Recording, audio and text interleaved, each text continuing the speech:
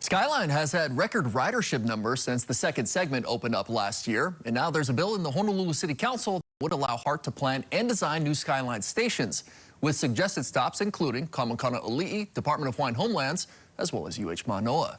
Joining us now with more is City Council member Tyler Dos Santos Tam. Aloha and good morning, Councilman. Morning. Thank you so much for stopping by with us. Okay, so what do you feel like this bill would do for the future of Skyline?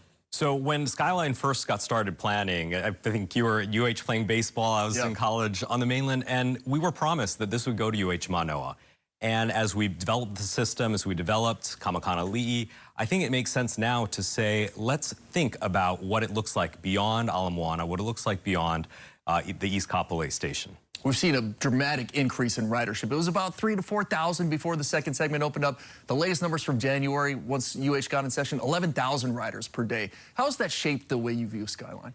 You know, I took the bus here, and the bus, the number 13, to get to the studio here was packed. I mean, people are using public transportation to get to work, to get their kids to school, and just to get around the island. If we got Skyline to UH Manoa, if we got it further out west, I think we would have more ridership, and the integrated bus and rail system would be a lot more effective at getting people around. Talking to John Nochi, the Deputy Director of the Department of Transportation Services, he said potentially a split that would send it to UH Manoa as well as Waikiki. Obviously, federal funding would have to be a big part of this, but do you feel like that's something the City Council would be interested in, bringing it to Waikiki as well as UH Manoa? So the very first step is authorizing HART to go through this planning. I think in the planning exercises, we might see how it makes sense to get to both Waikiki and UH Manoa. But for me, I think the priority is getting it to UH Manoa for all those students who want to get there, to give those students the opportunity maybe to take a class out at UH West Oahu or HCC or LCC. And then, of course, getting people to and from Manoa as well. There's a lot of residents up there and in the university area. I want to make sure that people understand this bill does not allocate funding for these Skyline stops. It's just to allow HART to plan.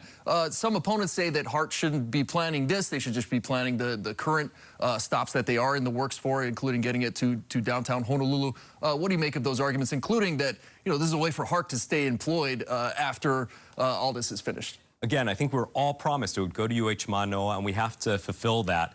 The other thing is, if you think back to when we first approved the GE tax in 2005, it took 5 years until we had an EIS that allowed for construction to even begin.